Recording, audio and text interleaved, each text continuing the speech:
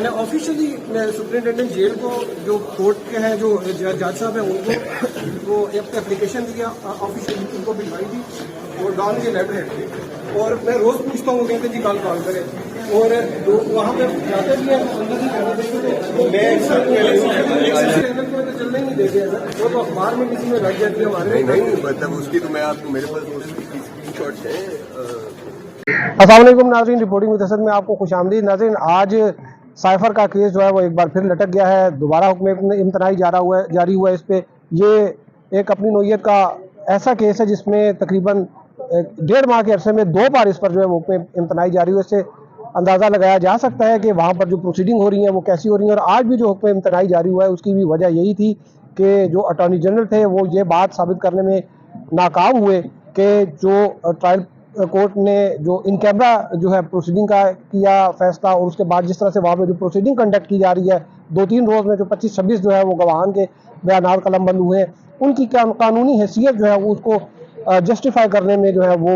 नाकाम रहे हैं। आज हमारे साथ सीनियर सहाफ़ी तजियाकार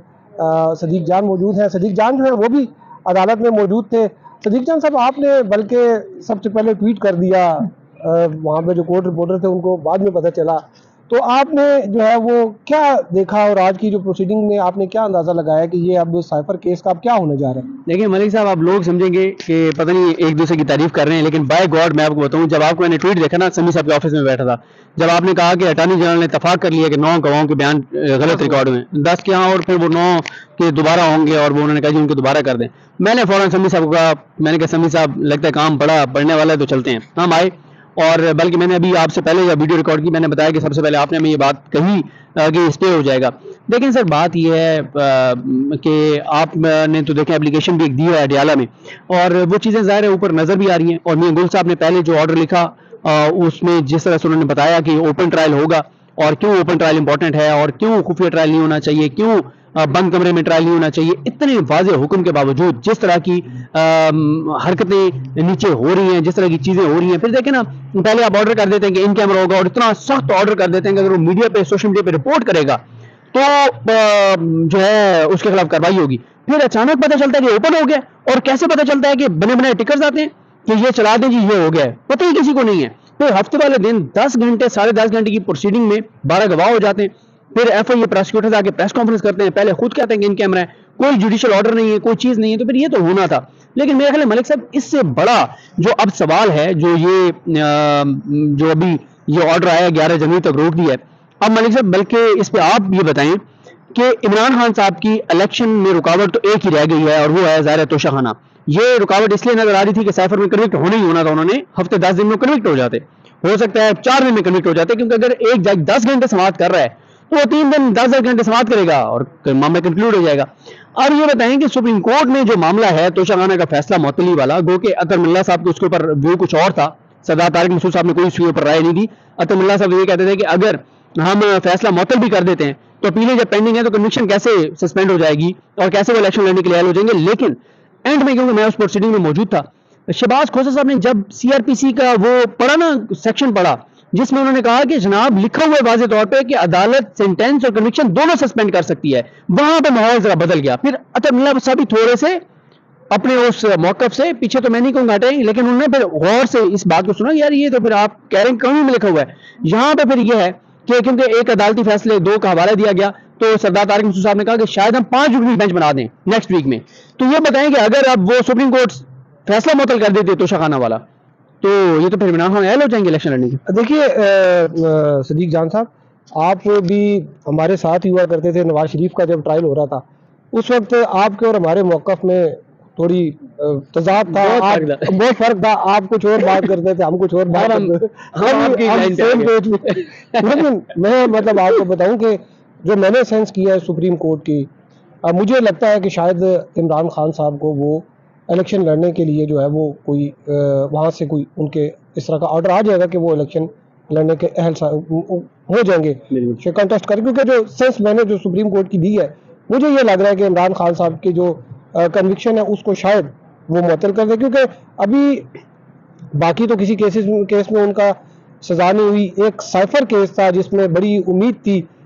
बाज़ लोगों को, बाज़ जो मुक़्तदर हल्के हैं उनको, कि इसमें शायद उनकी कन्विक्शन हो, इसमें भी सज़ा हो जाए। क्योंकि देखें जिस तरीके से 27 में से 25 गवाहान जो है वो उन्होंने बताया कि आप देखें, और ये भी अटॉर्नी जनरल जो है उन्होंने यहाँ पर कितनी गलत बयानी की कि कहते हैं कि जी वो ओपन ट्रायल, ओपन कौन सा ट्रायल हुआ है? वहाँ पे जनाब बाहर सहाफ़ी खड़े होते हैं और अंदर से 2 नाम आ जाते हैं कि ये 2 बंदे आ जाए अंदर, और जो 2 बंदे जाते हैं उनको भी उनके ऊपर कदगने होती हैं कि भाई आपने ये नहीं कहना, वो नहीं कहना, यूँ नहीं कहना। नाम तक तो आप वहाँ पर चलता नहीं है, ना उसकी प्रोसीडिंग जो है वो आप देखें, आपने कभी देखे साइफर ट्रायल के जो है वो टिकर जो है जैसे बाज़ अदालतें हैं इस तरह। और दूसरी मैं आपको एक बात बताऊँ कि वो जो आपने बात की इमरान खान साहब की जो इलेक्शन लड़ने की अहलियत में, उसमें देखें आपने अभी हम यही डिस्कस कर रहे थे कि जो ये इमरान खान साहब का जो ट्रायल है और जो पहले नवाज शरीफ का ट्रायल हुआ था, उसमें फ़र्क जो है वो ये था कि उस वक्त जो है ना वो ट्रायल कोर्ट भी और हाई कोर्ट भी और सुप्रीम कोर्ट भी, वो तीनों का मौक़िफ़ एक सा था। अभी यहाँ पर थोड़ी सी, यहाँ पे आप देखें कि डिवीज़न हमें नज़र आती है विद इन जुडिशरी जो है ना। ट्रायल कोर्ट जो है उसमें तो लगता है कोई एक्सलेटर, आप देखें कि जज साहब जो है उन्होंने जस्टिस मियां गुल हसन औरंगजेब, उन्होंने ये भी कहा कि जो ट्रायल कोर्ट के जज हैं वो कंस्ट्रेंट में या दबाव में है, वो उन्होंने सुप्रीम कोर्ट का कहा। लेकिन इसके अलावा भी मैं आपको बताऊं उनके ऊपर और भी बेचारे पे बहुत दबाव है। उनके कोई घर से भी कोई मतलब उनके है कोई इश्यूज है, उनकी वाइफ जो है वो काफ़ी बीमार है, और भी उनके मसाइल होंगे जिसकी वजह से वो दबाव में। लेकिन ऊपर जो है हाई कोर्ट में, जो अभी सुप्रीम कोर्ट में आपने देखा होगा कि हाई कोर्ट का जो फैसला गया आमिर फारूक साहब का, सुप्रीम कोर्ट ने उसके ऊपर जो है वो बड़ी इतनी ऑब्जर्वेशन दी है। तो इट मीन्स के उन इमरान खान साहब के लिए जो है वो एक ऐसी सिचुएशन नहीं है, इस तरह की कंट्रोल्ड एक सिचुएशन नहीं है उनको। इस वजह से मेरा ख्याल है कि सुप्रीम कोर्ट में अगर जो जस्टिस अतर मिनल्ला जो है उन्होंने कहा कि ऐसी कोई अदालती नज़ीर नहीं मिल सकती, लेकिन आप देखें कि 184(3) जो है, कल आज मैंने इसके ऊपर जो है वो एक जो वैसे तो वो बैट के ऊपर था, सिंबल के ऊपर एक एनालिसिस भी मैंने दिया था, लेकिन उसमें जैसे शबर रज़ा रिजवी जो हैं बड़े प्रोमिनेंट किस्म के, वो लाहौर हाई कोर्ट के जज रहे हैं, उन्होंने ये कहा कि जो इलेक्शन होता है वो आर्टिकल 17 जो है, जो आइन का आर्टिकल है, जो उसके मुताबिक होता है, उसमें अगर आप किसी पर कोई कदगन लगाते हैं तो वो फिर आप जो है वो सिर्फ बंदे पे नहीं लगा रहे होते, वो आपने उसके जो लाखों वोटर्स हैं और उसके अलावा जो आप पब्लिक एट लार्ज है वो उसके ऊपर कदगनें लगती हैं। तो ये देखें ज़रूरी तो नहीं है ना। देखें आज भी जो है वो इन्होंने कहा ये केस ऑफ फर्स्ट इंप्रेशन है, क्योंकि 1923 का जो कानून है उस वक्त तो फेयर ट्रायल नहीं था, आर्टिकल 10 नहीं था। अभी आई हमने नई जूरिस्प्रूडेंस जो है वो डेवलप करनी है। तो सुप्रीम कोर्ट जो कि हाई कोर्ट से भी उसकी एपलेट फोरम है, सबसे बड़ी अदालत है पाकिस्तान की, अदालत उज़्मा उसको कहते हैं, तो उसमें आपके नहीं ख्याल है कि वहाँ पे ये टाइम है कि वो कोई नई जूरिस्प्रूडेंस जो है वो नया कोई अदालती जो है वो इस तरह के फैसले दें जो इसको आइंदा जो है वो फॉलो किया जाए, बजाय कि हम अभी भी 100-150 साल पहले जो कानून है उनको हम देखते हैं। तो आपके ख्याल में, मेरा तो ये ख्याल है कि सुप्रीम कोर्ट हो सकता है इस हवाले से कोई नई नज़ीर जो है वो कायम करे। आपका क्या ख्याल है? देखिए सर, मैं ये समझता हूँ कि शहबाज खोसा ने कहा कि अदालती 2 फैसलों के हवाले उन्होंने दिए थे, एक मखदूम जावेद हाशमी केस, एक और, ठीक है, वो ये कहते हैं कि फैसले मौजूद हैं, अदालती फैसले। अतर मिल्ला साहब ने फिर वो नोट भी की, साइटेशन जो उन्होंने लिखवाई वो साइटेशन उन्होंने नोट भी की। लेकिन सर मेरा ये ख्याल है कि इस वक्त सबसे ज्यादा जो दबाव है ना वो सुप्रीम कोर्ट पर है। और वो दबाव क्या है? वो ये कि जब लाहौर हाई कोर्ट ने सस्पेंड किया नोटिफिकेशन आरओज वाला इस्लामाबाद इसका इलेक्शन कमीशन का, और सुप्रीम कोर्ट ने क्या किया कि वो नोटिफिकेशन बहाल कर दिया, हाई कोर्ट का फैसला मुअत्तल कर दिया, बहुत सख्त ऑब्जर्वेशंस दे दी, लाइव टीवी चैनल्स पे चला, और काजी फैसल साहब ने वहां पे अपने ऑब्जर्वेशंस में ये कहा बार बार कि ये जो है अपना, इसको क्या कहते हैं, ये तो इंडिपेंडेंट लोग हैं, और यानी ब्यूरोक्रेसी से, ये किसी पॉलिटिकल पार्टी के बंदे थोड़ी हैं। उससे अब ये हुआ है कि नीचे जो तबाही मच गई है ना कागजात नामजदगी जमा कराते हुए, और उसके बाद फिर इलेक्शन कमीशन के अपने जो लेटर सामने आ रहे हैं, और सबसे डैमेजिंग मलिक साहब जो लेटर है ना, वो सूबाई इलेक्शन कमिश्नर का चीफ सेक्रेटरी के नाम खाता है। वो लेटर जो है ना वो इतना डैमेजिंग है पूरे इलेक्शन के लिए, और वो जो वाला लेटर जिसमें कहा गया कि ईएमएस बैठ गया, 19 दिसंबर से काम नहीं कर रहा। अब सारा दबाव है सुप्रीम कोर्ट पर। अब देखें मलिक साहब के, अब अगर बदतरीन पाकिस्तान की तरीके बदतरीन इलेक्शन हो जाते हैं तो सारा बर्डन तो चीफ जस्टिस पाकिस्तान पर है, काजी फैसल साहब पर। क्यों? क्योंकि जाहिर है उन्होंने ये 8 फरवरी की तारीख 8 फरवरी की उन्होंने दिया है, वो तो है, लेकिन उन्होंने लाहौर हाई कोर्ट का फैसला मुअत्तल किया ना। लाहौर हाई कोर्ट ने यही कहा था कि ब्यूरोक्रेट्स नहीं करवा सकते शफाफ इलेक्शन, जुडिशरी से होने चाहिए, ठीक है। अब इसमें यह है कि देखें लाहौर हाई कोर्ट के चीफ जस्टिस ने क्या लिखा। उन्होंने कहा जी हमारे पास 13 लाख केस पेंडिंग है, हम अपने जुडिशरी से देंगे आरोज तो बड़ा हमारा हर्ज हो जाएगा। भाई कितने का आपने जुडिशियल अफसरान देने हैं भाई। दूसरी बात यह है कि 24 करोड़ के 25 करोड़ के मुल्क के मुस्तकबिल के इलेक्शन का इंपॉर्टेंट है, या अगर कोई किसी का कोई इंफरादी कुछ केसेस, और फिर उसको मैनेज भी किया जा सकता है, कुछ जज कुछ ज्यादा थोड़ा सा वो कर लें, काम कर लें, दिए जा सकते हैं। और अगर अल्लाह ना करे पाकिस्तान की तारीख के 32 इलेक्शन होते हैं, उसके कंसिक्वेंसेज होंगे मुल्क के लिए, और इस वक्त जो मुआशी हालात है, तो अब इसलिए सुप्रीम कोर्ट पर दबाव है। फिर अतर मिनल्ला साहब को जो नोट आया है वो बहुत इंपॉर्टेंट है, साइफर की जमानत वाला, जिसमें उन्होंने कहा कि ये एक ग्राउंड काफी है इमरान खान को और शाह महमूद को रिहा करने की, जमानत देने की, कि जनाब इलेक्शन है और इलेक्शन की शफाफियत के लिए जरूरी है कि सबको लेवल प्लेइंग फील्ड दिया है। नहीं देखिए, जो जस्टिस अतर मिनल्ला जो है उनका तो मेरे से किसी ने पूछा, मैंने कहा देखिए वो चूंकि यहाँ पे तकरीबन मैं यहाँ पे इस्लामाबाद हाई कोर्ट में वो 2014 से है वो यहाँ पे, तो आप देखें तकरीबन 10 साल उनको हो गए। तो मैंने उनको बताया कि जो जस्टिस अतर मिनल्ला जो है वो, अगर आप उनका स्टांस देखें तो उन्होंने एक कावान हाथी के लिए उन्होंने कहा कि चिड़िया उस केस पे उन्होंने पूरा चिड़ियाघर जो है वो आज़ाद कर दिया था सारे जानवरों को। वो उन्होंने तो उनके जो फैसले हैं वो यूनाइटेड स्टेट्स की जो अदालतें हैं वहाँ पर जो एनिमल राइट्स की जो जब बात होती है तो इनका ऑर्डर जो है वो वहाँ पर कोर्ट होता है। तो अगर मैंने कहा अगर एक बंदा जानवरों के लिए उसने अगर इस तरह वो एक जूरिस्प्रूडेंस जो है वो नहीं डेवलप किया पाकिस्तान के लिए, तो एक फॉर्मर प्राइम मिनिस्टर है तो उसके लिए वो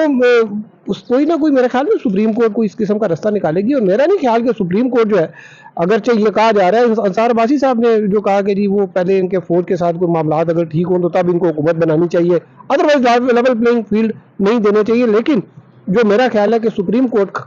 का जो इस वक्त जो स्टांस है वो उनके साथ नहीं है, जो जिनके साथ साकिब निसार साहब पहले तो एस्टैब्लिशमेंट के साथ वो एक सेम पेज पे था। तो मेरा नहीं ख्याल कि सुप्रीम कोर्ट जो है वो इस वक्त एस्टैब्लिशमेंट के साथ एक सेम पेज पर है। अगर एस्टैब्लिशमेंट जो है वो अगर नहीं चाहती कि इमरान खान जो है वो आए, वो देखें कितनी सख्त पाबंदियां है। आप किसी केस में, वो इद्दत वाला केस है, वो भी उन्होंने उठा के रियल ट्रायल उसका कर दिया ना, कि भाई वो नहीं चाह रहे कि इमरान खान जो है वो वीडियो लिंक के जरिए उन्होंने आना था, इमरान खान ने वहाँ पे अपनी अटेंडेंस मार्क करनी थी। लेकिन वो ये है कि वो अगर सामने आएंगे वो आगे कोई बात कर देंगे तो उनकी वो लोग यहाँ पे रिपोर्ट करेंगे। लेकिन अभी ये जो सुप्रीम कोर्ट का जो फैसला आया बेल का, और आज जस्टिस मियां गुल हसन औरंगजेब साहब की आपने रिमार्क्स जो है वो सुने, उन्होंने ओपन कोर्ट का कहा कि जो तसव्वुर वो इस वजह से है कि अदालतें जो है वो लोगों को पता लगे कि अदालतें आजाद देखें। अगर इमरान खान को ये क्यों कह रहे हैं कि इसका इमरान खान का ट्रायल जो है वो ओपन होना चाहिए, वो इस वजह से कह रही हैं कि ओपन कोर्ट का ये तसव्वुर है कि अगर किसी बंदे को सजा हो रही है तो लोगों को यकीन हो कि इसको सजा जो हुई है वो बिल्कुल ठीक हुई है। अगर किसी को बरी किया जा रहा है तो लोगों को यकीन हो कि उन्होंने वो कार्रवाई देखी हो कि प्रोसिक्यूशन का क्या उसके पास एविडेंस थे, जो वकील सफाई है उसने क्या आर्गूमेंट्स दिए, जज की क्या ऑब्जर्वेशन थी, वो सारी चीजें उन्होंने अपने आंखों से देखी हो तो उन्हें पता होगा कि यार अब हम जब, जैसे मैंने आपको कहा कि साइफर हम बैठे हुए थे, अभी ऑर्डर नहीं आया था, मैंने आपको कहा था मुझे तो लगता है कि ये हुक्म इम्तनाई आ जाएगा। वो क्यों कहा था? क्योंकि मेरे सामने प्रोसीडिंग हुई थी, दलाइल मेरे सामने हुए थे, मैं कोई नजूमी तो नहीं हूँ। वो सारी चीजें मैंने देखी तो मैंने एक अंदाजा लगाया कि तो जब इस किस्म के आम कोई बंदा आता है वो अदालत में आके वो देखता है सारी चीजें उसके सामने हो रही होती हैं, जब वो देखता है तो फिर उसको ये यकीन होता है कि यार ये जो है ना अगर इसको सजा हुई है तो ठीक है। अगर अब ये तो चीज़ गलत है ना कि आपने एक अंडरस्टैंडिंग कर ली, आप आए हैं बाहर से आए हैं, आके आपने यहाँ पे सारी चीज़ें नैब में भी उठ के, जब मियाँ साहब के कल उन्होंने पूरा जोर लगाया कि उनको मियाँ साहब को सजा दिलवा दें, और अभी जो है वो नैब के, मैं तो देख के हैरान रह गया। जस्टिस मियां गुल हसन औरंगजेब ने जो है वो नैब वालों को कहा कि मैं तो आपको देख के हैरान रह गया हूँ, क्या ये वही नैब है जो पहले कह रही थी कि नहीं जी वो इनको एक दिन की एग्जेम्पशन नहीं देते थे, अभी कहते नहीं बेल भी देते हैं और इनके खिलाफ जो है वो केसेस भी आप ना भी दें तो हमने गिरफ्तार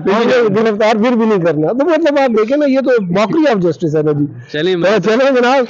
सदीक जान साहब आपका बहुत शुक्रिया। एक चीज की वजाहत कर दूं, मैं दिल से बात कर रहा हूँ, मैं बहुत जूनियर हूँ, आप ये मैं आप हमारे यार आप तो हमारे इलाके के भी है। बहुत शुक्रिया, बहुत शुक्रिया। तो नाज़रीन आपने सदीक जान साहब को भी सुना, तो आप देखें कि 11 जनवरी तक जो है वो ये मामला लटक गया। बाकी दूसरे जो केसेस हैं तोशा खाना और जो 190 मिलियन या जो इद्दत वाला केस है उसमें भी कोई कन्विक्शन का इम्कान जो है वो बज़ाहिर नहीं है, लेकिन उन जजेस पर भी जो है वो दबाव शबाव तो होगा। तो बहरहाल आपको अपडेट करते रहेंगे। अब तक हमारे साथ रहने का शुक्रिया। अल्लाह हाफिज़।